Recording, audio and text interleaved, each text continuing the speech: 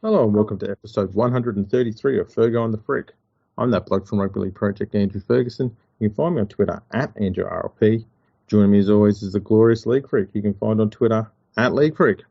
How are you, mate? I'm pretty good. The NRL Nines has been run and won, and the Penrith Panthers are the champions. Oh no, wait, we're not, because we got screwed. Yeah, so unfortunately for Penrith, before they took the field, the in-goal areas were made an extra metre wider, and Penrith weren't aware of this. No. Yeah, absolute howler of a decision by the referees. One try by the Dragons, forgot the name of the player. He's dived over in the corner. He's planted the ball down, over the sideline, near the area where he needed to put it, but it was out by an inch or two at least. The touch judge was running down behind, and she was obscured because the Panthers defender was lying across the ground, so she couldn't have seen where the ball was planted. But there was also a in-goal judge, and he wouldn't have been obscured because he didn't have anyone in front of him. And he said that was fine. Yeah, it was a howler. And I mean, you know what it made me think about? You know when we got rid of the corner post as being part of the sideline, I guess in-goal judges, it kind of made it so that you really had to be inside that corner post to score a try. And they knew if that corner post had been broken during the try-scoring play, that a player was most likely out. But because it's not part of the sideline anymore, and players do these acrobatic tries now and everything, when we see those, we usually see them as a video replay when it's gone to the video referee. But in fast speed, it's just a completely different animal to judge altogether. And so, I'm willing to give some leeway there, but the in-goal judge, his whole job is to rule on that. And if the ball was even, it wasn't even as though the ball touched the sideline. The ball was over the sideline, and then there was grass between the ball and so, I mean, it was a howler. I didn't blow up about it, but a few people did. You just got to cop it, I guess. It's not the best way to cop a decision, but what can you do? Well, one thing you probably could do is around the in-goals boundary, you could maybe set up a wall and electrify it. Yes. And if you've got, say, 3,000 volts going through that fucker, and you get your arm that grazes it, there's going to be a pretty strong reaction from the player. You're going to know he's touched that electric wall. I like this idea. Well, you know what we could do, right? We could, because it's got to be something that doesn't obscure the view of the fan. So here's what I'm thinking, right? Right outside of as soon as you cut into the grass on the outside of the field of play, you have this mini moat, right? So it's not very deep. It's only a couple of inches deep, and it's not very wide. It's only a few inches wide, but we fill it with electric eels, right? And have you ever seen the video of electric eels when someone touches one and they oh man, it's pretty cool. They fall to the ground like electric eels. People don't realize they properly kill people. And so, yeah, that would be really cool. Obviously, we don't want to kill players that go over the sideline. But, you got to crack some eggs to make an omelette. Exactly. This is exactly right. So I think there's ideas there that they should have brought them in. Yeah, why not? I don't see any downsides to that. I mean, we've got them playing in 40-degree weather and at 5 o'clock on a Friday evening in Perth. Why not throw in some electric eels? Can't hurt. Can't make things any worse. No. Well, it'd be better than having to put up with Graham Annesely finding a camera and grabbing a microphone. I'll say that much. It's funny. I was about to mention Graham Annesly. Because he wasted no time getting his melon on screen Mm-hmm. And I don't know. I think the first thing I thought I saw was he was wearing a Rolex, and he was making sure that everyone on camera saw it. Now, it's fucking hilarious you said this, right? Because you and me watched his clip on Fox Sports like 5 minutes ago. We hadn't seen it.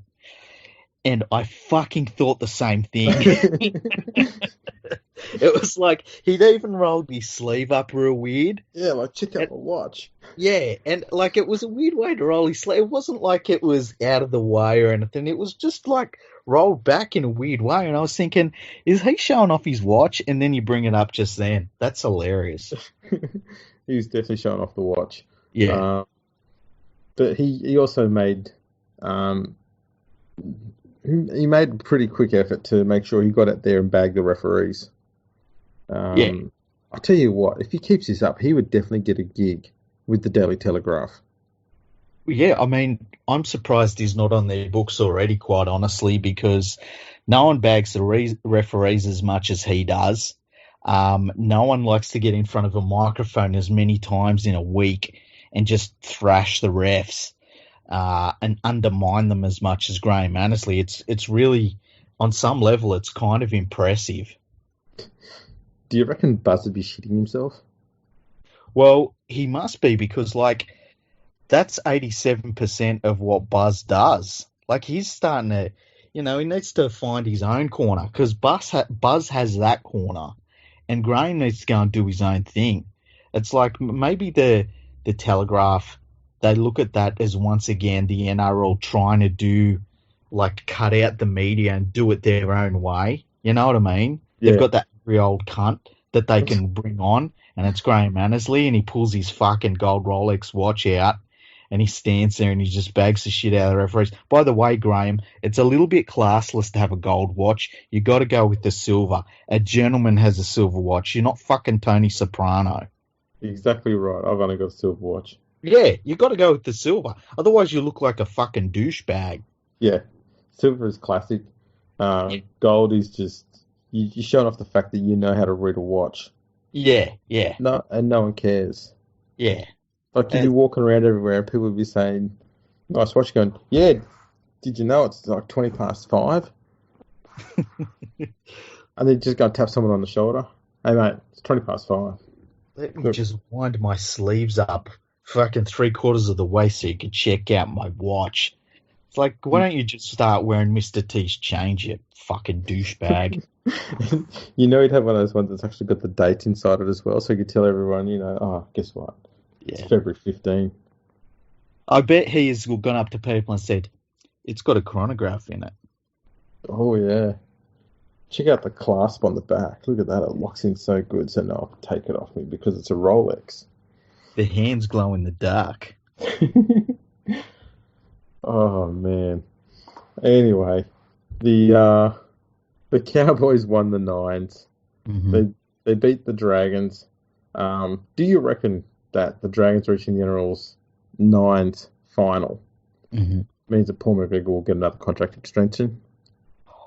I think that if Paul McGregor has children, that they are next in line to take over when his reign ends. I think they've already put in place a succession plan based on this Nines tournament because he can fucking miss the finals and they will still grant him contract extensions. They had a good first month of last year and they gave him a massive contract extension despite the fact that his record is terrible and he's been there for so long and he's more than had enough time to make it his club and they're still bad.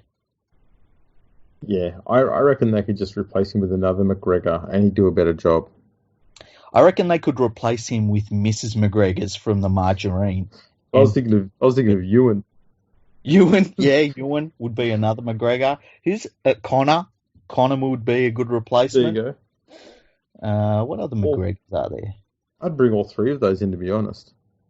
Yeah, like have a coaching group. That would be interesting. The McGregor trio. Can you imagine when they're doing the scouting in the video sessions? Ben Hunt gets up. He says, I don't think that's a good idea. Conor McGregor goes, who the fuck is that guy? punch, punch, kick, Yeah. then ground pound. Now, more news out of the Nines. Mm-hmm. Pete Badel from the Courier Fail has said that the low crowd figures at Perth for the Nines are a sign that Perth don't deserve an NRL team. And I replied to that on Twitter today by saying, Pete Badel is an idiot. I concur. It's really weird, the Courier Mail. Hey, it's like you've got media outlets that are all scumbags, but then you've got the Courier Mail, who it's like, I wouldn't call them scumbags, I just call them hillbillies. You know? It's like they're putting out a local rag for fucking the sort of people that are in Deliverance. They're not really doing anything special. They're just like, oh yeah, they don't deserve that. Yeah. Oh, sorry, the Deliverance one threw me. Sorry. No, it's utterly stupid. I mean, let's look at the facts, okay? It's February. Mm-hmm. It's bloody hot in Perth. Was it 40 degrees or something like that yesterday? It was 40 degrees yesterday. And it kicked off on a Friday. Which is so dumb. It's so dumb. So like, who's making that decision? After people, the majority of the audience are at work when it kicks off, and they're not going to go along and sit in 40-degree heat for the last half of the day. And that's the thing too, with these cities like Perth, Adelaide, Melbourne.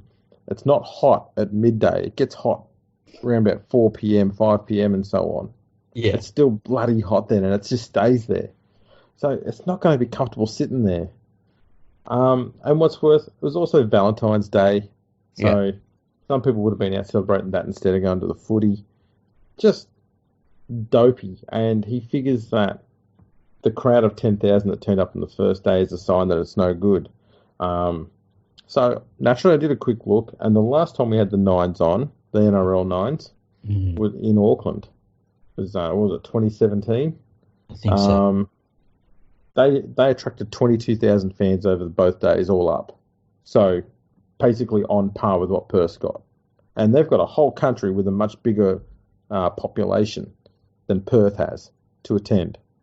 And fuck all else happens in New Zealand. So I mean, rugby union still works over there. Yeah, but I mean, whatever happens in New Zealand, ever since Lord of the Rings stopped filming, there's nothing doing in New Zealand. Oh, you know, volcanoes and stuff. Yeah, a volcano. Too soon? Yeah, I think that is, Andrew. I'm disgusted. Yeah, so look, I think it's utterly moronic to suggest that Perth doesn't deserve a team based on the woeful scheduling of a Mickey Mouse tournament that doesn't include a Perth team. And that's the other thing too. Here's an opportunity where they could have brought in a Perth team. It could have just been local players and said, right, you play in this competition. Yeah.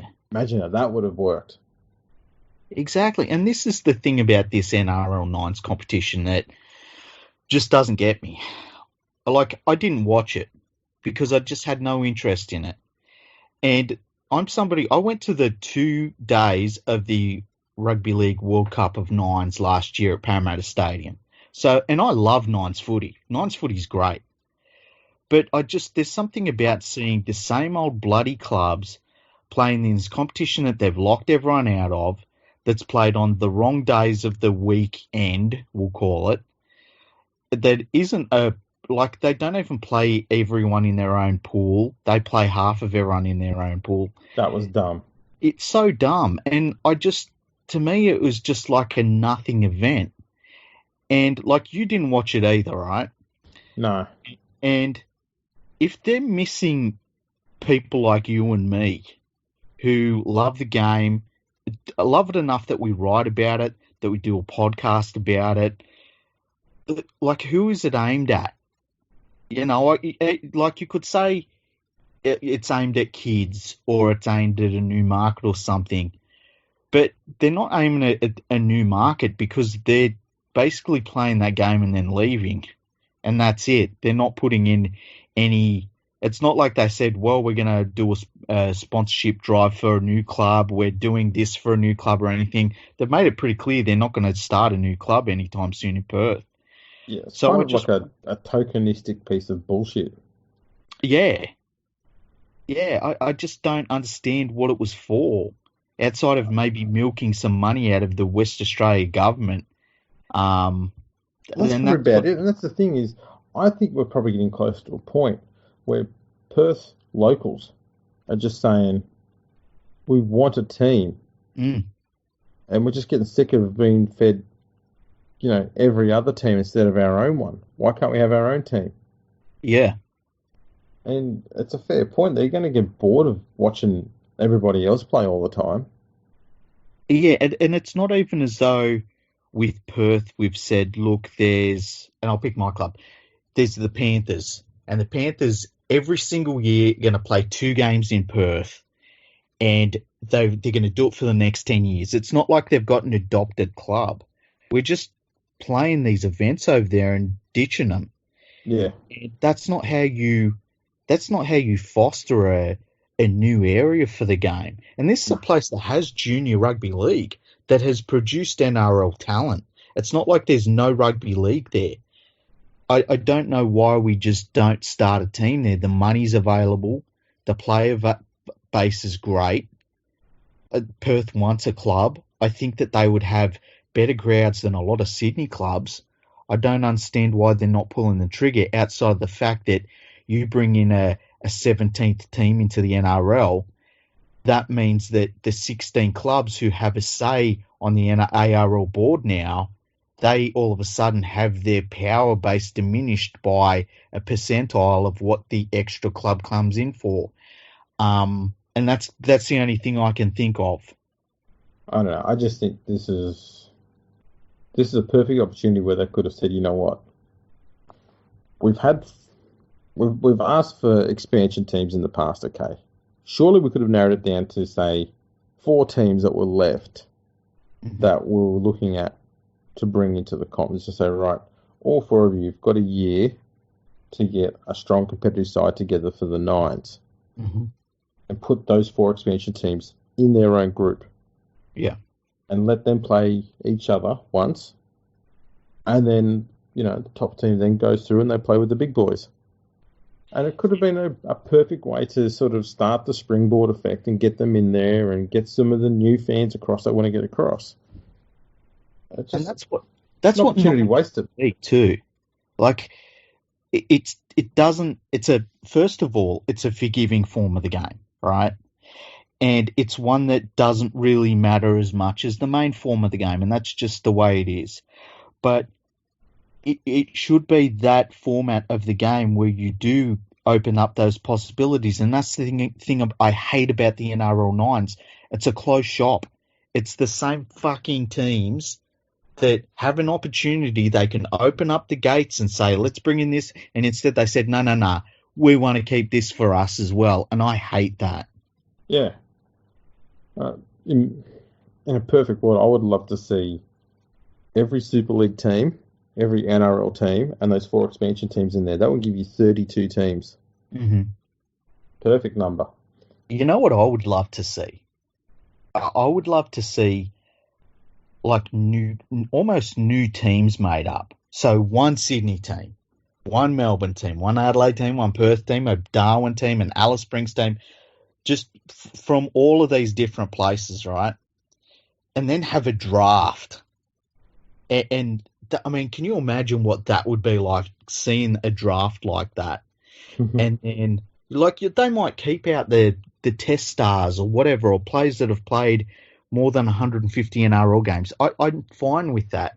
But let's have the Nines be something different, because that's what it's supposed to be. That's the beauty of Nines football, is that it can be anything we want it to be. And I'm not saying start-up clubs I hate those teams where they call them, the Stars or the Rebels, just the made-up bullshit. Call them something real. Call them something that means something to those areas instead of just a sticker that looks good. That'd be so cool if they did that. Why can't we have it so that instead of having clubs, why don't we just have the states compete and they have a draft, and then we bring in the North Island and South Island and New Zealand, Papua New Guinea, just have a bunch of places represented. It would be so cool. That would be pretty awesome. Mm. Anyways, I don't know what they're going to do there. Speaking of more cluelessness, Yes. the NRL is set to bring in finals. Well, they're going to scrap bans on players who have grade 1 offences in the final weeks of the regular season so they don't miss any finals football. Mm-hmm. I was very quick to call this stupid. Yeah. Because, and one thing I said is what we should be doing is increasing the penalties for players who do the wrong thing on the field as the level of game increases. So a regular season NRL game, you multiply it by 1. Yeah, it just stays as is. For a finals game, multiply it by 2. So instead of getting a 1-week suspension, you get a 2-week suspension. Yeah. Origin is times by 3. Grand finals and test matches be times by 4. Because you're on such a big stage there. You're on a world stage. I suppose you can probably put Origin there as well. I don't know, but that was sort of the idea I was going on. Is if you do something really bad on those scenes, on that stage, you deserve to cop a bigger punishment, and hopefully we can deter players who get to that level from doing dumb shit on the field. This doesn't deter people, and like an argument I had was, we saw last year Josh Maguire rake his fingers across the face of a Melbourne Storm player. I think it might have been Cameron Munster. Mm-hmm. And he got a fine. So he was found guilty. He didn't cop a suspension. He got a fine. Mm-hmm. That shit's going to happen. We're going to have tripping. Tripping is grade 1. Which is ridiculous. It's insane. It should be, at the very least, it should be one automatic game. There should be no way you can trip someone. Like, I think I'm of the old school of, you trip someone, you're sent off. And then you've got to go to the judicial. Tripping is basically cheating and so goddamn dangerous. Mm-hmm. I think it's high time we just said, you know what, if these incidents happen, let's get rid of the grading system and say, right, have you been found guilty of eye gouging? Yes, okay. Automatically, you get a 25-week suspension. Sorry, 25-game suspension. Yeah. You just miss an entire season because you know what? We don't need that shit in the game. You do tripping, you can have 10 weeks off. Yeah. There's no need for this crap in the game. No. And it's not accidental. You don't accidentally gouge someone's eyes. You don't accidentally pull someone's hair. Yeah, there's a big difference between, and you can see it when a player, and like we've said this before, your hands really shouldn't be around a player's face, but sometimes stuff happens in a tackle. And if your fingers get into a player's eye by accident, I'm cool with you getting fucking a penalty anyway, right? But if you do that raking motion where you curl your fingers around and you pull across their eyes, I don't want to see you for a year. There's no leniency. There's no but. There's no, well, this game's going to be big. I don't care. Go away. I don't want you in the game. And like this idea that you can not miss a game when you do something like that. That should just be, as you say, the penalty. If they times it by 20, I'd be fine with that. Yeah. Eye gouging should just be just a no-brainer. You spend a year out. There is just no need for that in the game. It doesn't help. It doesn't make you tough. It doesn't make you a hard man. It makes you a grub. Yeah. I know it's a bloody low life. I'm bloody sick of that shit. What was the other news? Oh, yeah, we had the Pirates had a crack at Luke Kearns. Yeah, I mean, geez. I don't know how many L's does he want to take. He took an L on the stadium. He took an L on the concussion. And he's not going to be happy until they don't play any contact sport at all. He doesn't believe that boxing and MMA should be allowed. That's another couple of L's right there. I mean, come on, man. The funny thing I find about Peter Fitzsimon is the only relevance he finds today is via rugby league. Like if rugby league didn't exist, no one would know who he was Yeah, it is pretty funny, eh? because it's the only audience he has now because he likes to stir them up. And generally, I just ignore his crap because most of the time it's trolling. Mm-hmm. But there's not much to talk about, so tonight we're going to bite. Yeah. And like, I remember the only time I ever bit to it was he would say he would watch games, right? Because why would he watch rugby union games? They're fucking garbage. Well, you can't anymore. They're not on TV. Yeah, well, yeah, exactly. Yeah. I was actually reading a thing that they were talking about how the Sydney club competition and the Queensland club competitions, the rugby union ones, were a really important part of rugby union's big whole of game approach to their next TV deal. But the average audiences were like 13,000 people on free to air TV were watching those games.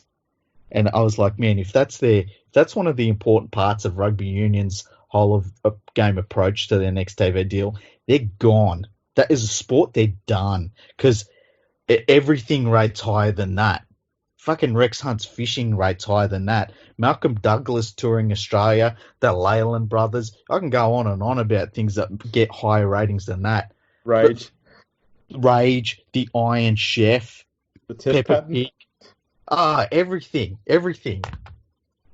I bet more people watch ABC News Radio on their TV than watched Club Rugby Union in Australia last year. ABC Jazz. Yeah, ABC Jazz. Isn't it disappointing when you're looking for something to watch and you run into ABC Jazz or Triple J? Who listens to Triple J, by the way? The stoners. How is it that when you turn on Triple J, you can smell the presenters? It's like scratch and sniff. Yeah. It's really weird. Needs a bath. Yeah, it was very strange. Anyway, what we're talking about.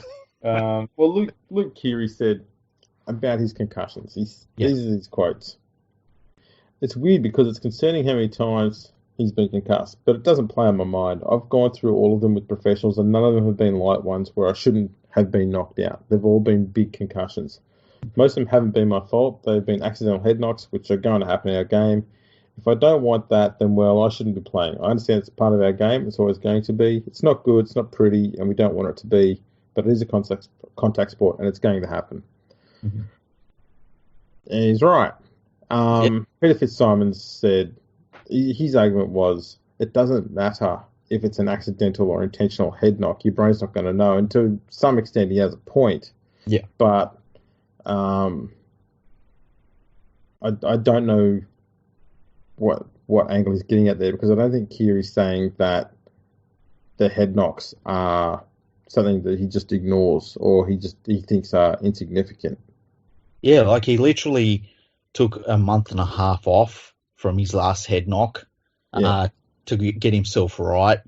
And actually the Roosters made sure he saw a number of specialists. Like, I can't remember in recent memory another player who took a head knock as seriously. And the other thing is too, he's not a player that has been known for his head knocks. And it is worrying that they all kind of happen pretty quickly. And I think that if they did continue to happen, he would retire. And I think the Roosters would push him in that direction as well. No one's looking at this situation and saying anything other than we've got to take it very seriously. And I don't know what else you could want out of Keary or the Roosters in this situation. No, and the fact is, he did say, if I don't want that, well, then I shouldn't be playing. Exactly. And look, that's what it comes down to. You know, we're the only species that straps something onto our head so that we can do things that are more extreme, you know. And at some point, if somebody wants to do something badly enough, they're going to do it. Yep. And, you know, people that play, and I wrote about this years and years ago, people that play rugby league, they want to play a sport where you grab a ball and you get 13 people that their job is to drag you down to the ground. A normal person doesn't really play rugby league. You got to have something inside you that's a little bit different. And especially when you get to the extreme end of the game, which the NRL is extreme. It's an extreme sport almost. It's crazy. And to no one's there because they've been forced to be there. You know, everyone that's there is a volunteer and they want to do it and they love it. It's not like anybody's there against their will. They all love it. And when they can't play anymore, they miss it. They wish they could play it again. And, you know, we've got to take, and you and me have done the best coverage of concussions in all of Australian media. I've got no doubt about that. Talking to Dr. Alan Pearce about it twice. I just think that there are some people in the media that use concussions in an alarmist and extremist way to get themselves a little bit of spotlight. And there's a difference between having concern and using it in a way that I think, to me, it just comes across as a little bit gross. Yeah, I don't think Pirate Boy here was actually that concerned about Luke Keary. No. And that's the thing here. Keary seems to understand the ramifications of what's going on with these concussions. Mm-hmm. And he's gone through, you know, all the processes he possibly could and had, you know, professionals, check him out, make sure he's okay. If he's fine to keep playing, then we can't stop him. No. All I can suggest is, Luke, you've had quite a few head knocks. Donate your brain to science, mate. That's all I can suggest. Yeah, and like take the advice of the doctors, because they're, at the end of the day, they're the experts. Not me and you, not a dude that wears a fucking do-rag. Like, that's what it comes down to, and he's in good hands. And I'd be like, look, as soon as a doctor goes, Luke, retire. You know, at that first sign that a doctor does that, retire. Because Luke Keary has made enough money. He's won he's won 3 premierships now. He doesn't have anything to prove to anyone. He's a fantastic player. We'll never forget that grand final he played in, 2018, where, I mean, that was one of the great performances in a grand final when he just took over. I just don't know what anybody would expect out of Luke Keary, and I don't think it's a good idea to attack people about their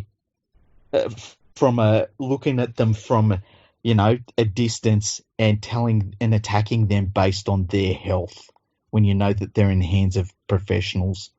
Yeah, and better qualified and equipped professionals than the ones that the Bandana Boy had when he was playing back in the 80s, 70s, 80s? I think it was the 80s. I don't know.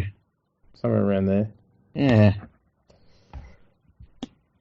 So, yeah, that's pretty much the news. I mean, the only other news that's been going on is there's been a bit of a hoo-ha, I guess, over Josh Morris and Josh Dugan wanting to leave the Sharks and the club not wanting to let them go. Yeah, well, Dugan seems like, and I feel like there's something that's going on with the Dugan situation that we're not hearing about. And I don't think it's anything like any bad news or anything, but I just feel like the Sharks would like to have him off their books because he's on a lot of money. They offered for him to move to the Catalan Dragons about a month and a half ago. He said no, he wanted to stick around in the NRL. And he's got a contract and he wants to play there, but it seems like the Sharks don't want him there anymore. They've got a fair bit of depth in their outside backs. They're younger players as well. And I think they just want his salary cap space. But at the same time, so they're saying to Dugan, like, look, you should look elsewhere and stuff. At the same time, they've had Josh Morris go to them and say, I want to go to the Roosters. There's that centre position open at the Roosters. Morris is coming out and saying, I want to play with my brother, which I think is just a tactic that he's using, and that's fair enough. But they're saying, no, we need you this year. And I wrote about this a little bit I think it was yesterday, they're kind of pushing Josh Dugan away with one hand and with the other hand holding on to Josh Morris with all their might. And it's a bit of a weird situation. If I was Josh Dugan, any time that the club called me in to try and push me out the door, I'd have Josh Morris sitting next to me. But the big thing about it is I wonder where the Rugby League Players Association is in all of this, because they should be screaming from every single mountaintop about this sort of thing happening at clubs when clubs try and push players out the door when they're under contract. Yeah, look, I think ultimately, if a club wants to push a player out the door, then they should be made to pay out the remaining, every single remaining dollar that's owed to that player on that contract. Yeah. I hate this idea that, if Josh Dugan was to go to another club, Mm-hmm. that the Sharks would pay half his remaining salary and the other club would pay the other half. Mm-hmm. I don't see how that's fair. Yeah, if Josh Dugan went to Penrith, tomorrow, yeah, and he's still got a year and a half or 2 years to go at Cronulla, then Penrith should have him for free for 2 years, and Cronulla pays his wage. Look, I can see it both ways. I think that I don't mind if it's set up. So say Penrith wanted him, right? And they said, look, we're not paying the $900,000 that he's supposed to be on, but we would like to pay $400,000. And if the Sharks are willing to eat that other $500,000, fair enough. I've got no problems with that. I just don't like the idea that you can be under contract with a club. And it goes both ways. I don't like it when a player is under contract and they try and get their way out of their contract. And I especially don't like it when the clubs have sat down. They knew what they were getting in Josh Dugan. They knew that he might have injury concerns at the end of the contract. And now that they're at the end of that contract, they're like, yeah, we don't want you here anymore. It doesn't work like that.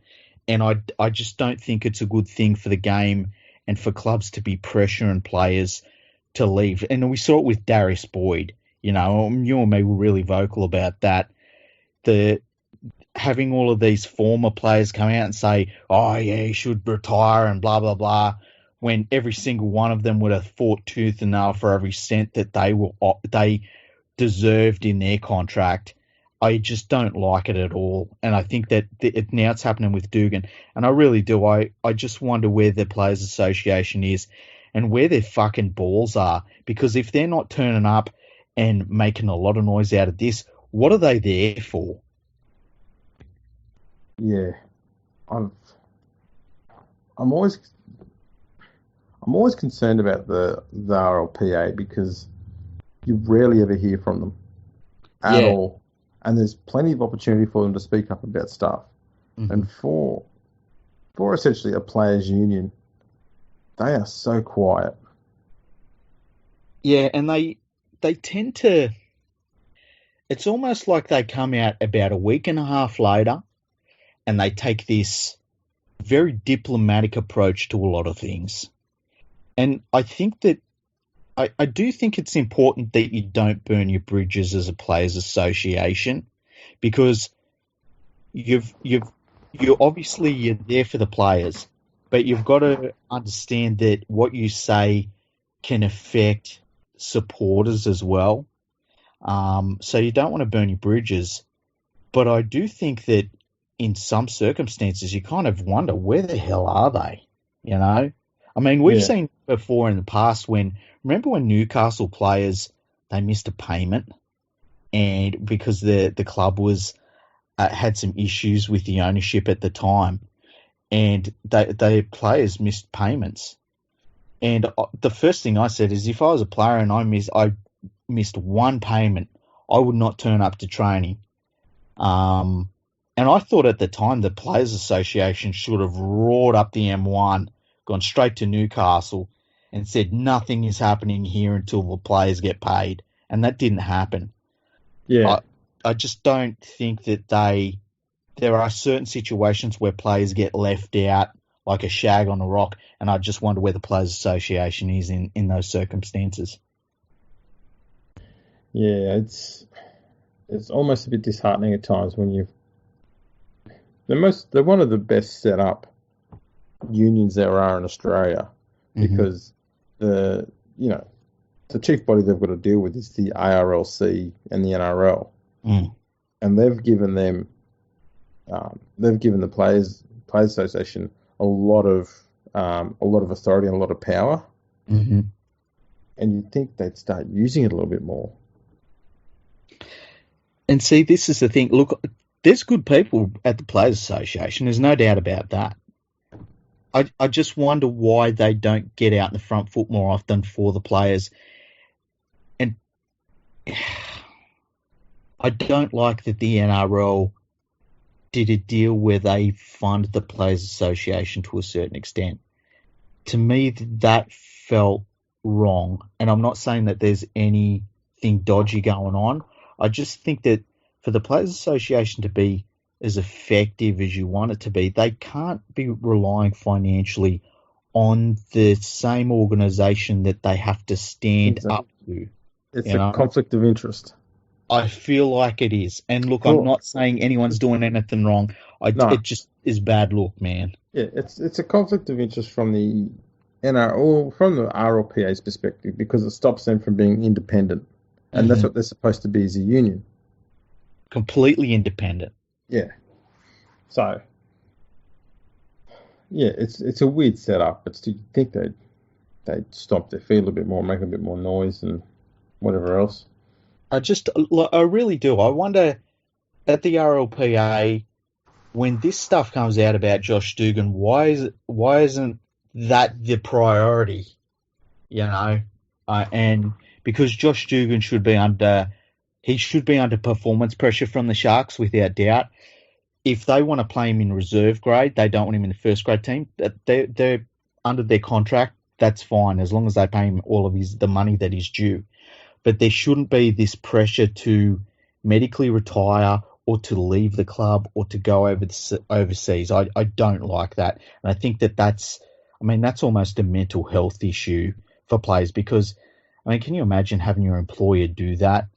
They're like, we've got to pay you, $1.8 million in the next 2 years, but we don't want you here, dude. And we're going to be really open publicly about it. I just think it's gross. Well, classic example is what the West Tigers did to Robbie Farrell when Jason Taylor arrived. 100%. 100%. I have had an idea. Why not get Graham Annesely involved in the RLPA? He'd be on the TV every night. It'd be great for the RLPA. Yeah. Bit of publicity. You'd have a Monday video session. Yeah. It'd be hard to do the videos and the laser pointer thing when you're talking about contracts and stuff, but you can still do underlining and stuff of text. And this is where it said how many years he's been signed for. Do you reckon that Graham Annesly has actually had a laser pointer, or do you think that we've just been dazzled by his watch? Definitely the latter. Maybe his watch, being a Rolex, has got an inbuilt laser pointer. And you can just sit there and just shine it and just press a little button on the side. Maybe he's like every time we think it's the laser pointer, he's been saying, and look at this. And then he goes and he grabs his watch and he puts the little light on at the side. Just like, oh yeah, just don't mind me. I'm just looking at my Rolex and just seeing what time it is, My Rolex has a laser pointer and a time and a calendar. Yeah. And look, turn the lights off. Look at that. How close do you reckon he was to thinking, man, maybe I should go sleeveless to show off my watch, just completely sleeveless? He must have been tempted. Yeah. The other reason why I think he went with a long shirt is I wouldn't be surprised if the shirt cost a bit as well. Probably. It's probably. He just thought, the only one I have was a long sleeve one. I'm just gonna have to wear it. What's a good shirt company? Like when I get shirts, man, I just, because I'm lucky, I wear the shirt. The shirt doesn't wear me. You know what I mean?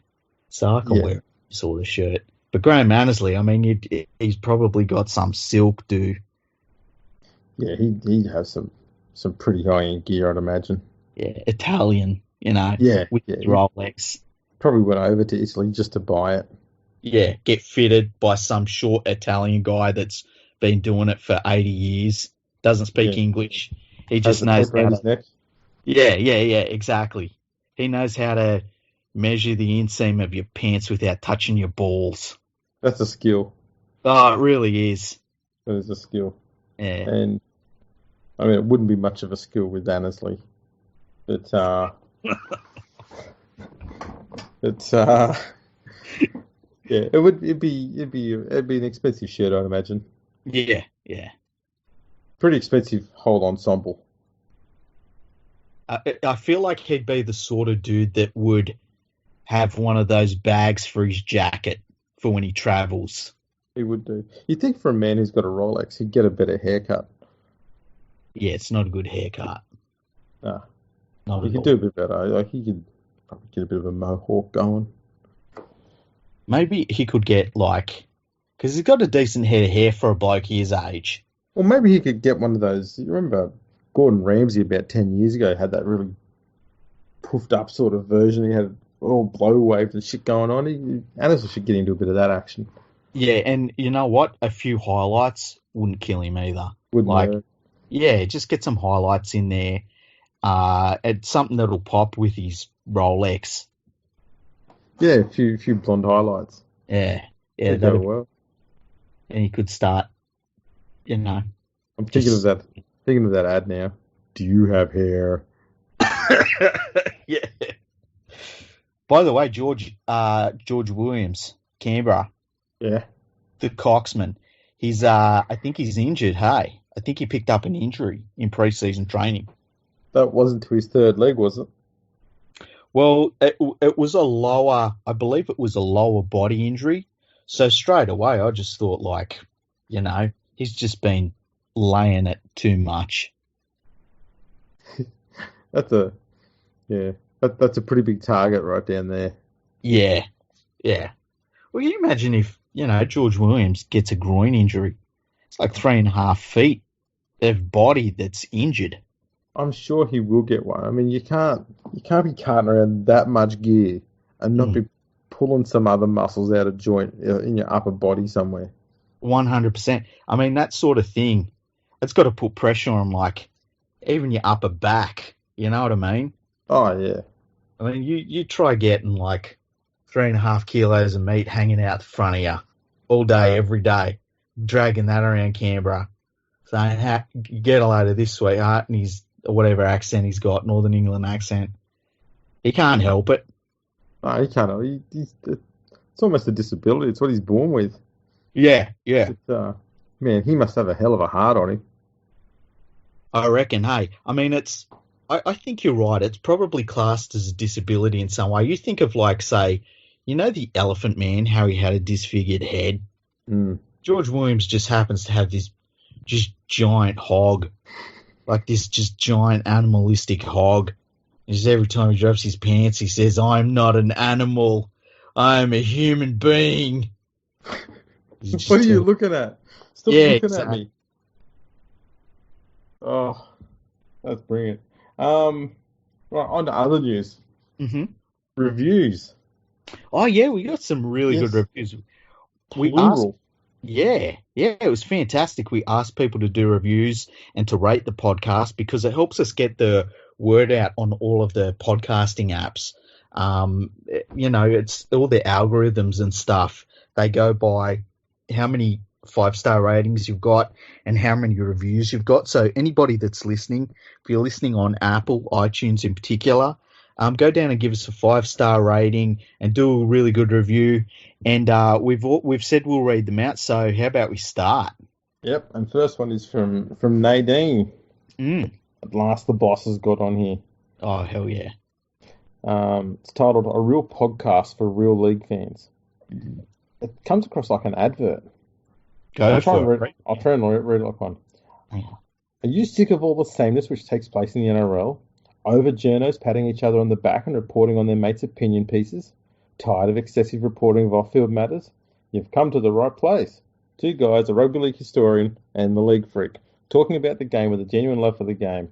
No bells, no whistles, just honest opinion and facts. Hear that? Facts. I'm talking to you, James Hood Ornament. That's a fucking good one. That's a good one. Next one. That was fantastic. That was good, Nadine. Thanks for that.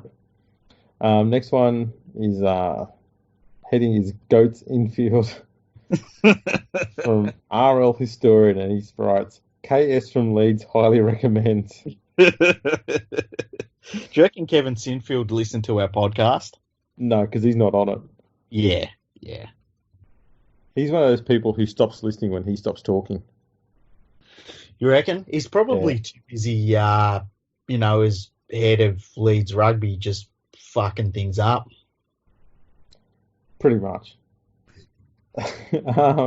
Next one from Andy M73. It's also titled Goats in the Field. Says, great rugby league podcast, but the fascination and promotion of Kevin Sinfield as the greatest player of all time is beyond me. Everyone knows it's Clint the King Gutherson. Seriously though, keep up the good work. How dare you, Andy, you bastard. And Trevor Galoot says, go no further for the best league podcast. The best darn league podcast out there. The history stuff is incredible. Love Fergo, but not so sure about this league freak guy. Have heard he could be the Panthers mascot. How fucking dare you, Trevor? I haven't been Panthers mascot for a long, long time. It's been like 6 or 7 weeks now. They catch you urinating on the side of the road once, and you're out. Dude, it's a good thing they caught you urinating on the side of the road. Imagine George Williams inside that costume. Oh my! Well, what do you think all the flooding's been?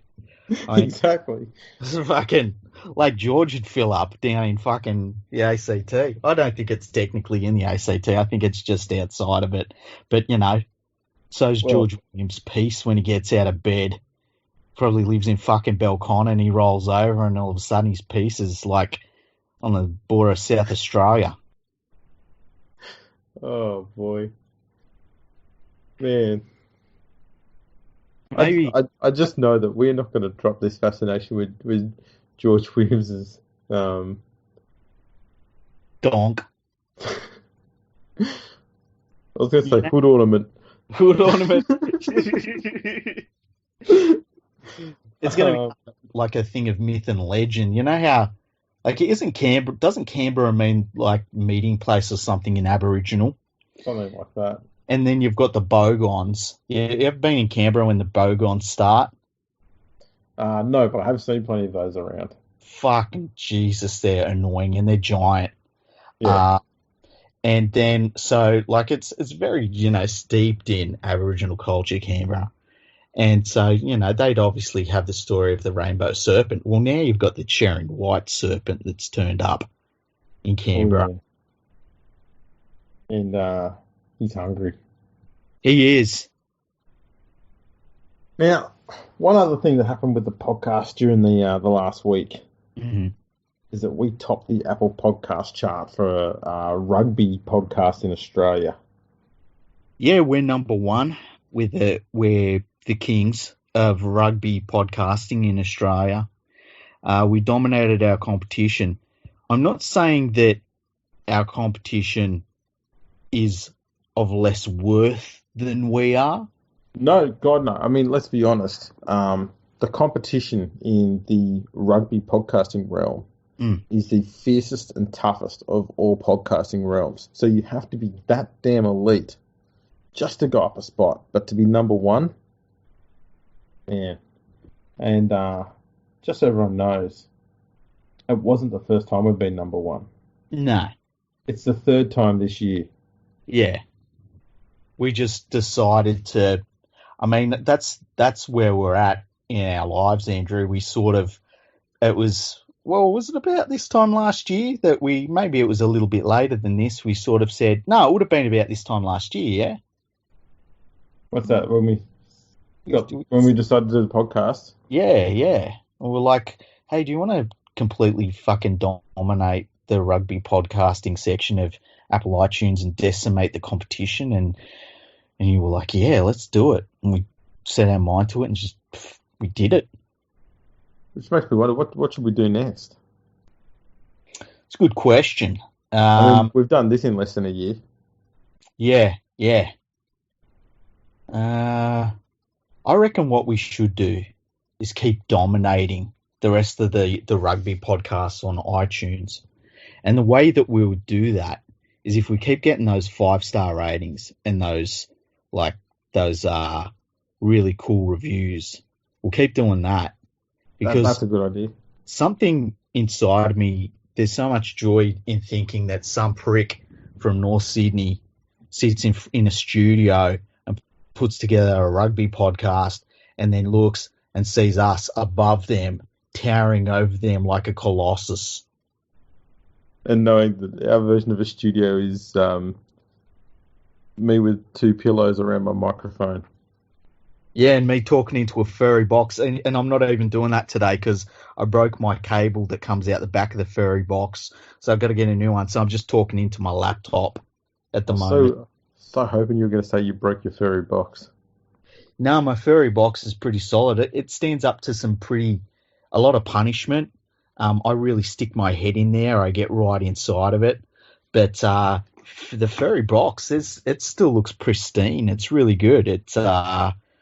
I've got nothing bad to say about the furry box, eh? That's worked perfectly fine this far. Yeah, it really has. And so I'm going to get a new cord tomorrow, and because I want to be able to get stuck back into the furry box. I like using it. Who wouldn't? Exactly. It's well made, well constructed. Oh, ding. That sounds important. Ding, ding. All of my shit just went off all of a sudden. Furry box. Holy shit, man. Wow, man. This man's important. Yeah, this is very important. I'm actually being told. Do you want to know what I'm being told about?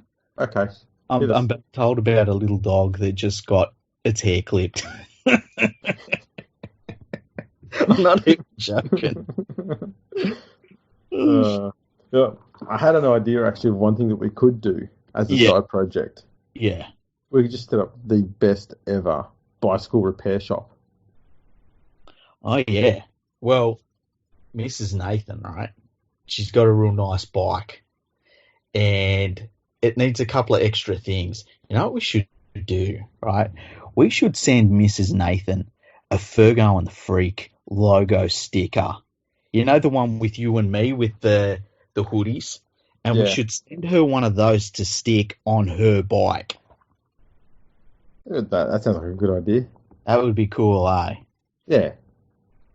Her bike that Mr. and Mrs. Nathan broke. Yeah. Yeah. Let's be honest, he broke it. Well, it seems like it. He broke it, then blamed Santa. Yeah. Oh, I want another one. You know, it's not how it works. Can you imagine that? It's a perfectly good bike sitting out there, and he's like, "Oh, I don't want that one. I want another one, please." Yeah, I want a pink one. Probably. He probably was upset because it didn't have the basket with the sunflower on the front. Yeah, that'd be all it was. Yeah. Anyways, what else have we got to talk about before we wrap this thing up? I tell you what we'll say. Our numbers are crazy at the moment, considering it's still pre-season. I know you and me, there are mornings we jump on and we have a look and we're like, this is my phone. Going off again.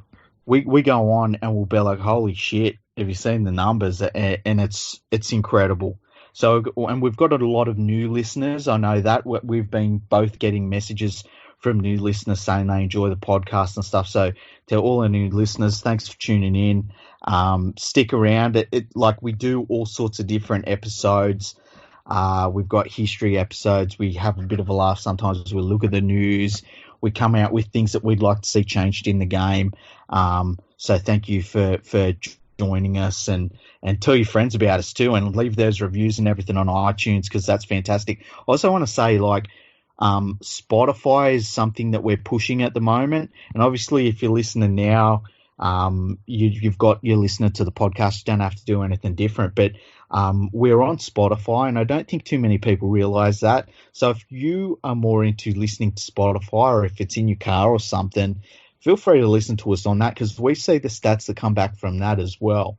So, and if you know anybody that has Spotify, say to them, listen to Fergo and the Freak, man, because they're ready to rock and roll. They're a good podcast.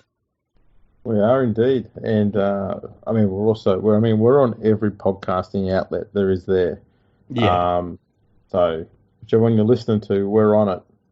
And yeah, we're on YouTube, we're on LinkedIn, we're on Facebook, we're on Twitter at FergoFreakPod. We have an email address. Yeah, podcast at leaguefreak.com. Yeah, drop us a line. Have we had any emails? I should ask. This is the fun part of the show. Yeah. No, we have. I checked earlier. I actually checked. I did some prep. You did some prep. Have we had any spam? Oh, yeah, I always get spam. Hey, I get a lot of people that say that they found my site and they want to help me with my SEO. And if there's one thing I don't need help with, it's SEO. I've been doing this shit for too long to need any help with SEO. Well, I've got a bit of spam. Yeah. And it's got a headline, "Can you imagine eating an entire tree?" And my response was, delete. I kind of wanted to see what the rest of it said. I didn't. What? How would you even go? You know what? The thing about spam, right, is that they don't target people that see it and go, oh, yeah. So, when you see subjects in the subject line, it'll be, they'll have spelling mistakes. They do that on purpose because they're trying to get the idiot that doesn't realize it's a spelling mistake. Yeah. I've got another spam email here, mate, and it's quite funny. I've opened it up to read it. Okay, go for it. It's titled, "Eat this after 7 p.m. to regain lost memories." So I'm going to ask you, what food do you reckon will help you to regain lost memories? Because I can guarantee what you come up with will not be what they've got a picture of here. Honey jumbles. No. Okay. What about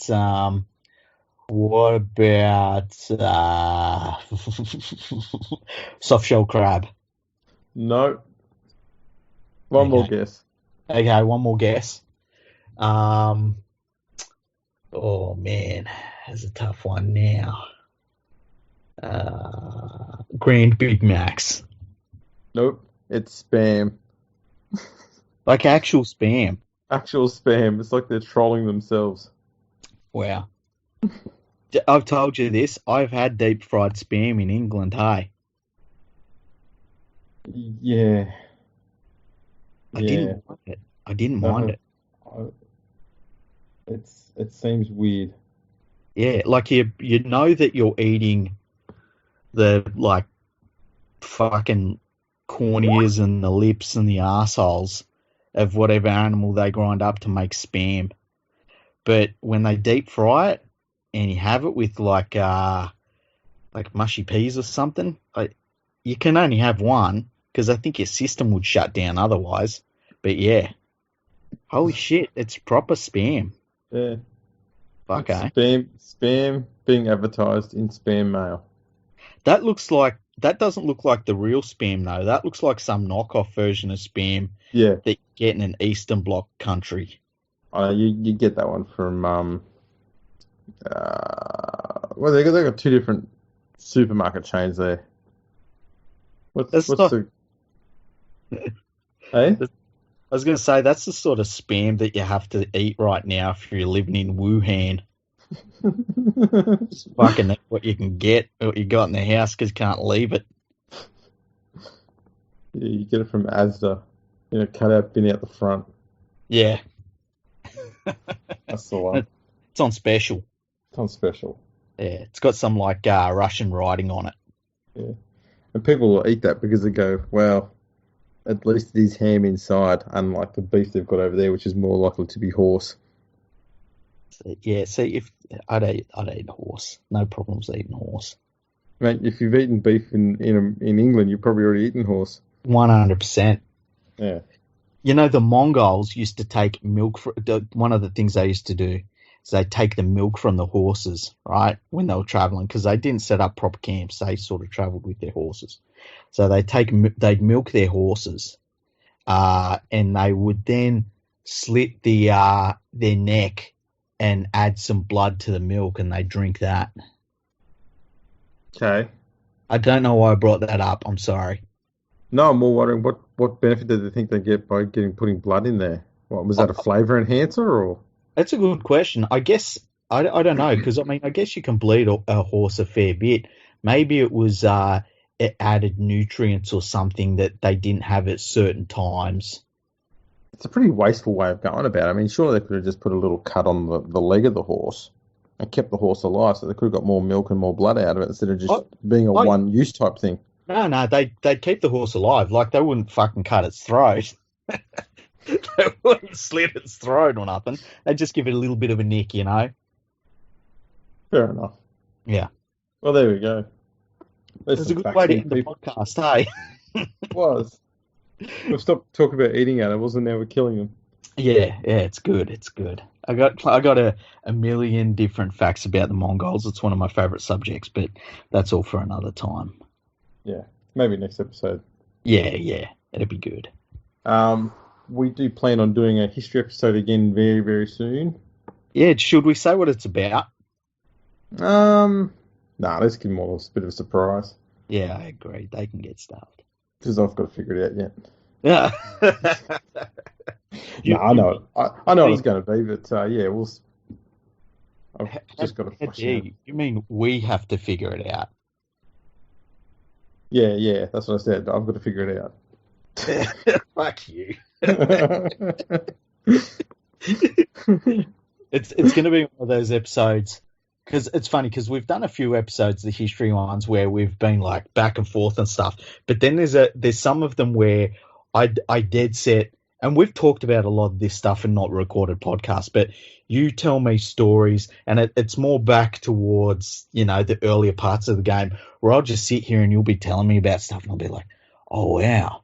Oh wow! Oh wow! It's going to be one of those episodes. I'm actually really looking forward to it. I can't wait. Yeah, that's the thing. I love those the stuff from the first 20 years, especially the game, because so little of it has been recorded since then. Yeah. But going back and digging it up and finding little links to other people and other parts of the story and piecing it all back together. I really enjoy that research part of it. So, yeah, two really good episodes. I'm looking at which we can do. Mm-hmm. So yeah, that's going to be pretty good. You know something you do really well, right? And I know you don't like praise, so I'm going to praise you.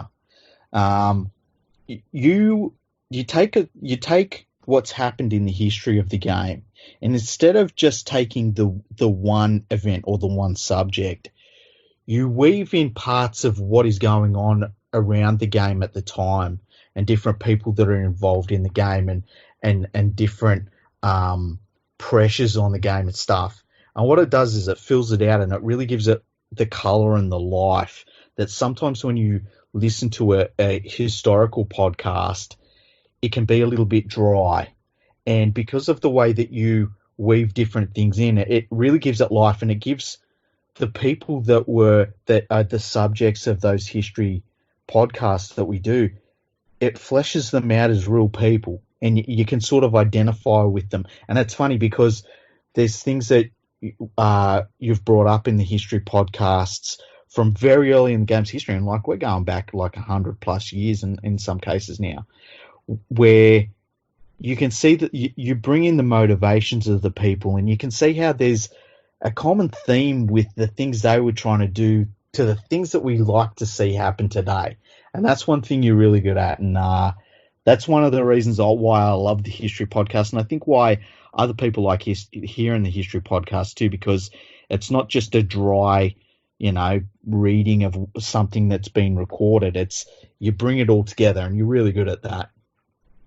Yeah, look, I think the thing with that is it's easy to write encyclopedia entries, but I find with those the whole target I've got when it comes to the history ones is I want to reveal the people. Yeah. It's easy to just talk about, well, he did this, and yeah, you can look that up on my website, but to learn about, as you said, their motivations, why they did what they were, and their backgrounds and what led them to there, and the sort of person that they were. Like, yeah. look at a few people like Henry Hoyle, who was worked in the unions before, so you just knew the sort of background he had and why he got so strongly affiliated with rugby league to start with. Mm-hmm. And you find there's a lot of common themes like that. So it's important, I think, to know about the person, so you get a better understanding of what they're doing, and you get an understanding of what their motivation is and why they did the things they did, and why the game. It sort of explains why the game has gone the direction it has. Yeah, and the weird thing is the DNA. It's still part of the game, and it's not something that's, I think, has been fostered on purpose within the game, but it's still there. It's really strange. And the thing about rugby league as a sport historically is that they're like, and I've said this before, like I'm very big into basketball history. And let me tell you, basketball history doesn't have a shred on rugby league's rich and beautiful and dramatic history, and some of the figures who are literally legendary with the things they've done, and a lot of them who you haven't even heard of before, and who even somebody like me who has done a lot of reading about rugby league history, like there's people that you bring up to me who I've never heard before, and you'll tell me about, and I'll be like, wow, this person's extraordinary. And those people are littered throughout the game's history, and it's amazing to hear about them. It's amazing to be able to talk about them, and just to learn about them, even as someone like myself. It's great, and that's why, if all we did was history podcasts, I'd be thrilled with that. It's just that we got a lot to talk about. That's right, and we like chatting about all that other stuff. Yeah, and like I don't think people would really understand how many hours we have literally just sat up all night just chatting about all sorts of stuff about the game. Like we could, if we'd recorded even half of them, we'd probably have another 150 podcasts. Yeah, pretty close. Like it's crazy how much we both love talking about the game. So we've got all of that coming up, which is something to look forward to. Yeah, boy, it's going to be a big year. Yeah. We've got obviously heaps more history stuff. We've got season previews coming up too. Yeah. The footy season's finally starting to get underway now, so all of that. There's all the weekly news and stuff that'll go on. All the crazy bullshit that will go on within the media. Yeah, one thing I'd like to do is an episode that's dedicated to your website, and then one that's dedicated to my website. I think that'd be cool to like almost get an oral history of both of the websites, because they are interesting histories for both sites. Yep, sounds good. Put that down. Yeah. And the other thing, and somebody, man, I wish I could remember who it was. I'm sorry, I can't remember who it was, but somebody on Twitter said they wanted me to do a podcast of all of the fucking weird shit that I've bought. And because I got another delivery during the week. So we'll have to do a podcast where I'll take some pictures and get some video and stuff of some of the shit, and we can chuck that up. Sounds good. Yeah, that sounds very good. Do that on a quiet week. Oh boy, that's going to be a good one. Yeah. Alrighty, people. Well, thanks for tuning in. Hope you enjoyed the episode. As I said, hope to have a history one coming up in the next few days, so keep your ears tuned for that one. And we'll catch you next time.